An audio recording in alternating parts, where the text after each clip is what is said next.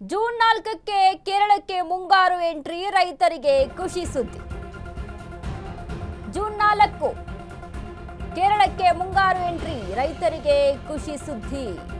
June 6ರವರೆಗೆ ರಾಜ್ಯದಲ್ಲಿ ಬಿರುಗಾಳಿ ಸಹಿತ ಭಾರೀ ರಣಮಳೆ ಆಗುತ್ತೆ. ಮಳೆಯ ಜೊತೆಗೆ ಬಿರುಗಾಳಿ ಸಹಿತ ಗುಡುಗು ಸಿಡಿಲಿನ ಎಚ್ಚರಿಕೆಯನ್ನ ಕೊಟ್ಟಿದೆ ಹವಾಮಾನ ಇಲಾಖೆ. ಭಾರೀ ಮಳೆ ಹಿನ್ನೆಲೆ 11 ಜಿಲ್ಲೆಗಳಿಗೆ ಯೆಲ್ಲೋ ಅಲರ್ಟ್ ಘೋಷಣೆ ಆಗಿದೆ. ಉತ್ತರ ಕನ್ನಡ, ಉಡುಪಿ ಹಾಗೂ ದಕ್ಷಿಣ ಕನ್ನಡದಲ್ಲಿ ಭಾರೀ ಮಳೆ. ಉತ್ತರ ಒಳನಾಡಿನ ಜಿಲ್ಲೆಗಳಾದ ಧಾರವಾಡ, ಗದಗ, ಹಾವೇರಿ,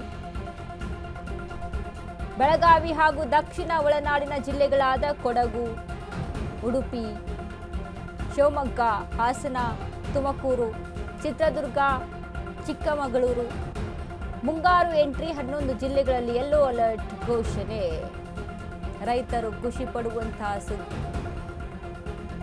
ಜೂನ್ 4ಕ್ಕೆ ಕೇರಳಕ್ಕೆ ಮುಂಗಾರು ಎಂಟ್ರಿಯನ್ನ ಕೊಡ್ತಾ ಇದೆ. ಜೂನ್ 6ರವರೆಗೆ ರಾಜ್ಯದಲ್ಲಿ ಬಿರುಗಾಳಿ ಸಹಿತ ಭಾರೀ ರಣಮಳೆ ಸುರಿಯುವಂಥದ್ದು. ಬಟ್ ಈ ಬಾರಿನ ಮಳೆಯನ್ನ ನಾವು ಗಮನಿಸಿದ್ವಿ, ಅಂದ್ರೆ ಬಿರುಗಾಳಿ ಸಹಿತ ಮಳೆ. ಏನು ಮಳೆ ಆರಂಭ ಆಗುತ್ತಲ್ಲ, ಆರಂಭ ಆದಾಗಿನಿಂದನೂ ಕೂಡ ಗಮನಿಸ್ತಾ ಹೋಗ್ತಾ ಇರುವಂಥದ್ದು ಬಿರುಗಾಳಿ ಸಹಿತ ಆಗ್ತಾ ಇರುವಂತಹ ಮಳೆ. ಸೊ ಹಾಗಾಗಿ ಒಂದು ಕಡೆ ಹೆಚ್ಚಿನ ಬಿರುಗಾಳಿ ಇದೆ ಅಂತ ಅಂದಾಗ ಅದರಿಂದನೂ ಕೂಡ ಬೆಳೆಗಳಿಗೆ, ರೈತರಿಗೆ ನಾಶ ಆಗುವಂಥದ್ದು, ಬೆಳೆಗಳು ನಾಶ ಆಗುವಂಥದ್ದು ಕಂಡು ಬರ್ತಾ ಇದೆ. ಅಂದರೆ ದೊಡ್ಡ ದೊಡ್ಡ ಮರಗಳೇ ಧರೆಗೆ ಉರುಳ್ತಾ ಇದ್ದಾವೆ. ಇನ್ನು ಬೆಳೆಯಲ್ಲಿ ಉಳಿಯುತ್ತಾ ಆ ರೀತಿಯಾದಂಥ ಪರಿಸ್ಥಿತಿ ಆಗ್ತಾ ಇದೆ. ಬಟ್ ಮುಂಗಾರಿನಲ್ಲಿ ಬಿತ್ತನೆ ಮಾಡಬೇಕು ಅನ್ನೋಂಥವ್ರಿಗೆ ಎಲ್ಲ ಖುಷಿ ಪಡುವಂಥ ಸುದ್ದಿ. ಖಾರಿಫ್ ಬೆಳೆಗಳನ್ನು ಬೆಳಿಬೇಕು, ಎಣ್ಣೆಕಾಳು ಬೆಳೆಗಳನ್ನು ಬೆಳಿಬೇಕು ಅಂತ ಇರ್ತಾರೆ, ಅಲ್ಪಾವಧಿ ಬೆಳೆಗಳನ್ನು ಬೆಳ್ಕೊಳ್ಬೇಕು ಅಂತ ಇರ್ತಾರೆ. ಸೊ ಎಲ್ರಿಗೂ ಕೂಡ ಖುಷಿ ಪಡುವಂತಹ ಸುದ್ದಿ. ಬಟ್ ಕೆಲವೊಂದು ನಗರಗಳಲ್ಲಿ, ಸಿಟಿಗಳಲ್ಲಿ ಕೂಡ ತುಂಬ ಎಚ್ಚರಿಕೆಯಿಂದ ಇರಬೇಕಾಗುತ್ತೆ.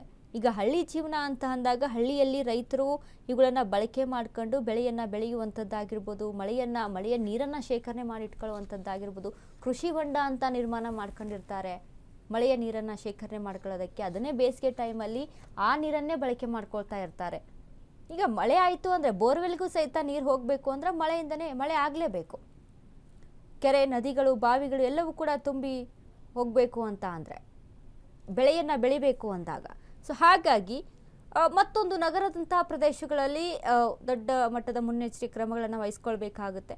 ಅದರಲ್ಲೂ ನಮ್ಮ ಬೆಂಗಳೂರಂಥ ಸಿಟಿಯಲ್ಲೂ ಕೂಡ, ಯಾಕಂದರೆ ಮಳೆ ಆಯಿತು ಅಂದರೆ ಪರಿಸ್ಥಿತಿ ಏನೆಲ್ಲ ಆಗುತ್ತೆ ಅನ್ನೋದನ್ನ ಎಲ್ಲರೂ ಕೂಡ ಗಮನ ಇದೆ. ಏನಾಗುತ್ತೆ ಏನಿಲ್ಲ ಅಂತ. ವಾಹನ ಸವಾರರಿಗೆ ಒಂದು ಕಡೆ ಪರದಾಟ, ಪಾದಚಾರಿಗಳಿಗೂ ಕೂಡ ಒಂದು ರೀತಿಯಾದಂಥ ಪರದಾಟ. ಸೊ ಹೀಗಾಗಿ ಸಾಕಷ್ಟು ತೊಂದರೆ ಆಗುವಂಥದ್ದು.